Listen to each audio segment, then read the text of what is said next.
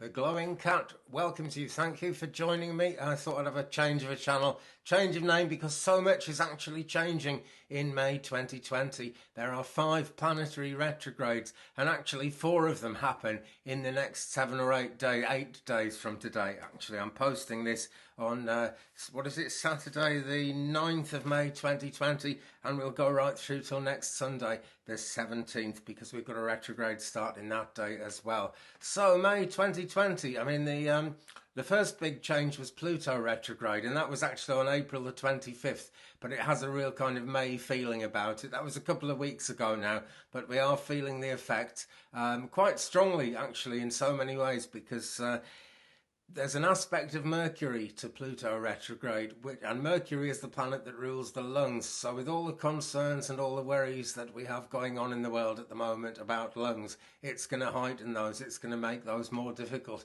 But if you can kind of hang on to your hat and keep on thinking positive, it is a really, really positive thing, and it's going to actually be a really positive transit for you. Pluto is retrograde right the way through until actually October the 4th or the 5th, depending where you are in the world. So that's quite a long one. In fact, many of these retrogrades that are starting up go on for a long time. The next thing that's happening is on, Monday, May the 11th, so not long at all. And that's going to be Saturn retrograde, and Saturn's going to be retrograde May the 11th right through until September the 29th. Now Saturn is a strict, serious kind of planet, and we tend to get kind of hard lessons being learned and a lot of tough love around it. So in a way, we've got to brace ourselves. But these retrogrades, actually all of them, are really nothing to panic about. They do bring lessons, and actually what doesn't kill you makes you stronger. So going forward, it is actually really a good time of learning, and a very, very positive time if we're willing to look at it in a positive light. Mercury there is not actually going retrograde until June. And Mercury nearly always brings problems with it when it goes retrograde, around kind of communication and travel and transport, people getting together.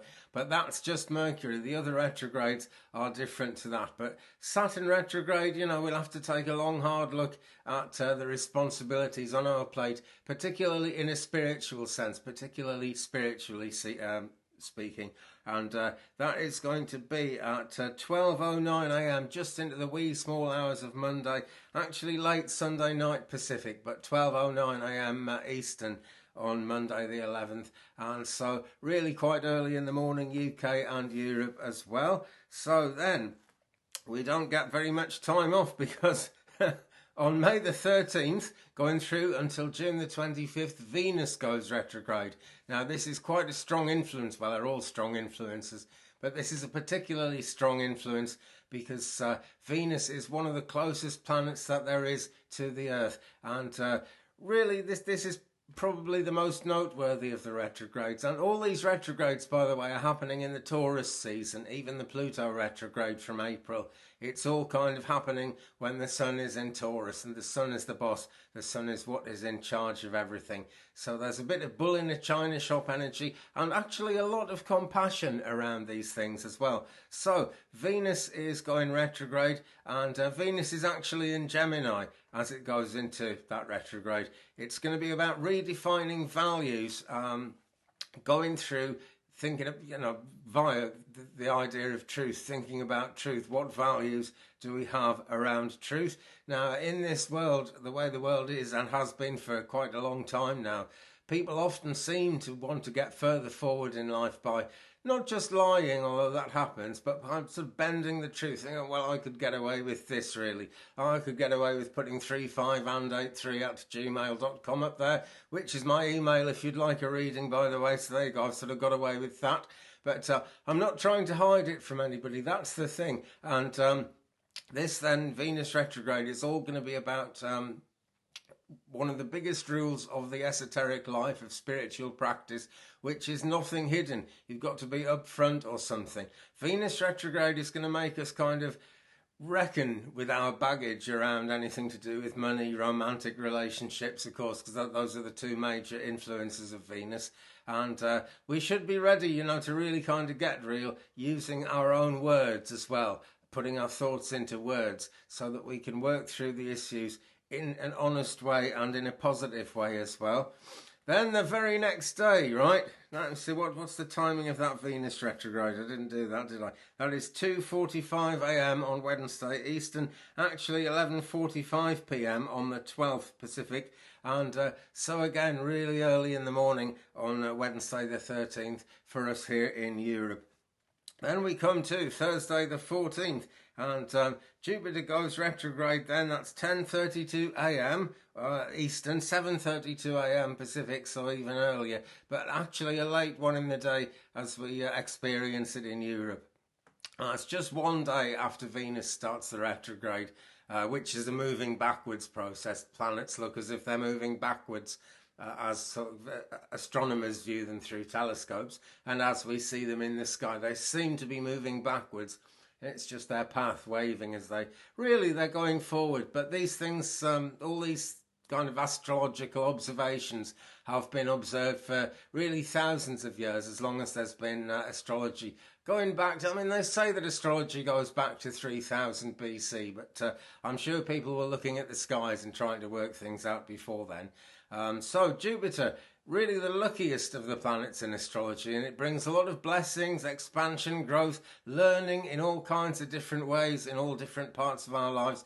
Now this Jupiter retrograde period is going to offer us a lot more sort of outwardly positive, easy flowing energy, and this is what I mean about retrogrades aren't always bad. Jupiter is actually going to be a lot more generous during its retrograde time. It magnifies the idea of well-being. There should be a real feel-good factor, and that is going to be so welcome in the week ahead after all the other retrogrades starting up. But that's going to be a great thing really all the way through until September the 12th. It's a long retrograde time for Jupiter, so a lot of positivity there, and we should be able to explore different ways of caring for ourselves in a spiritual sense, and that really is important. And when I say spiritual, I don't just mean kind of God and angels, though I really do mean those in a big way. I believe strongly in those things, but it's also if you ever look at a contract of employment, you get a job and you look at your contract, quite often either you, if you're a manager, or someone else, if you're not a manager, is responsible for spiritual well-being of all the staff that work there.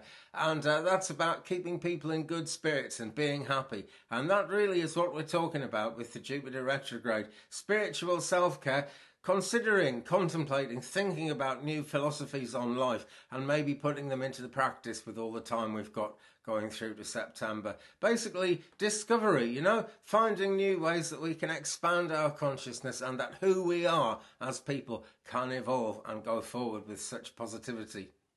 Okay, now those are all the main ones, but there is another one coming up. We've got the asteroid Pallas, and that is going retrograde. It's 6:36 a.m. East. No, it's not, sorry. It's 1:29 a.m. Eastern, and it's 4:29 a.m. No, it's not. Oh, I keep getting that wrong. Let's go again.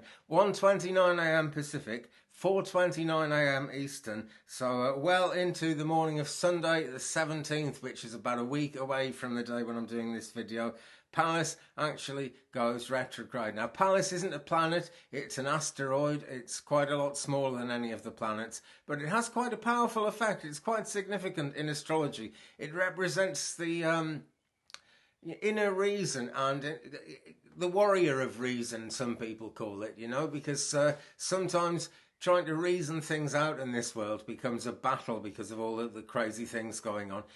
It's a cosmic force, and it governs really how we make difficult decisions, big decisions, plans that have a big effect on us. And it helps us to kind of control our base instincts as well, like rage, lust, that kind of thing, and mix those things with sound judgment, sound reasoning. We might have to reconsider things during this retrograde, particularly around personal projects, anything creative that we're trying to do as well. Reconsider. Doesn't mean put things off, doesn't mean it's going to go bad or wrong. It just means reconsidering things. And that is actually going to be the case for the whole world around us. Everyone's going to be going through this because these things don't just affect the star sign that is linked to that planet. They actually affect everyone in quite a powerful way. And so really it's the icing on the cake of this crazy week that we've had. And it reminds us to kind of look back over life. Think about what has worked. Think about what hasn't worked in our own lives, in our group of friends, in the whole society. And there's quite a lot that isn't working out at the moment in society, let's face it. So we can consider that, and we need to view that in the light of the past to really get a handle on it. But basically the plus side of that is we can use whatever we learn from this to sort of bring our consciousness up to a new level.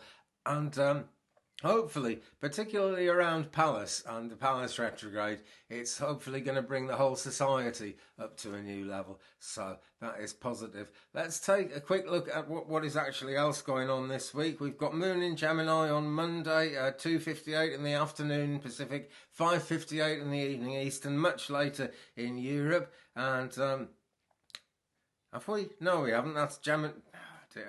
Oh, just forget I said that. Too complicated, too long-winded. This is about the planetary retrogrades, and I've done them. But I do want to mention that third quarter is coming in 14th of May, wherever you are in the world. Now, third quarter is when the moon energy really noticeably gets into its waning phase. She's been waning since the full moon on the 7th of May. She's been on her way down. We've been in third quarter. We call it third quarter on the 14th of May because she actually ends third quarter, goes into last quarter, fourth quarter, leading up to the new moon on the 22nd. And so after that event on the 14th, which is, let me see, next Thursday, well into the week, when she's 50% or less full on her way down, it's all about home, it's all about hearth, and the emphasis is on you and the people around you to make the best of things, because the lunar energy really is at a lull. There we go. That is pretty much the next week in astrology, actually. All those retrogrades happening in the next week. It's mad, isn't it? But that's the way it goes. There are other retrogrades going on, but Mercury is direct at the moment, and that's the one that seems to get people most concerned. Mercury retrograde, I've got my little book here, which is Llewellyn's Astrological Planner, Pocket Planner, that's the word I'm looking for 2020. Where are those retrogrades? It's got them all here. Yeah, next Mercury retrograde is on the 18th of June, going through until the 12th of July. So that's not actually a very long one, but we have got absolutely ages to get ourselves ready for that, which is really good considering everything. So Saturn, Venus, Jupiter, and Pallas as well, all going retrograde in the next week. And don't forget, Pluto is already retrograde, so you've got to kind of rise above the worries that are coming up at the moment. Fear, you know, it's like that president said years ago, the only thing you've got to fear is fear itself. So put that fear in the background, go forward in faith, and be as fearless as you can. I will see you again very soon, friends. Thanks for watching. Email me at that address there, 35and83@gmail.com, if you would like a psychic reading. I do them all the time. Or if you'd just like to talk about something, that's what I'm here for. Leave me a comment on the video down below there, guys, because that helps me to zero in on who I'm doing these readings for. It kind of informs the spirit guides. It makes a connection between us even more powerfully than YouTube does. And, you know, as crazy a thing as YouTube is, it does actually bring spiritual connections. I don't think that's what Google intended, but that is what it does. So leave me a comment. We'll share that journey. Subscribe to my channel if you wouldn't mind, please. I'm really trying to get up to 1,000 subscribers, and I'm nearly there, 841 at this moment. When I get to 1,000, I can start doing live stuff on the mobile, actually live on YouTube, and get into doing spiritualist mediumship as much as anything, but I can work so much more positively and so much more directly then. So do subscribe, then tap the bells, excuse me, so you don't miss anything. And check out my channel. There are hundreds and hundreds of tarot readings on there. Libra went up yesterday. Scorpio is going up either tomorrow or Monday. And there'll be more wacky stuff from my amazing nature garden that I'm working on at the moment. I'll just make a weekly video about that. So don't miss anything. Thumbs up, please, if you've enjoyed this one. Big love from me to you and everyone out there. Have a great week ahead. I'll see you again very soon. Peace.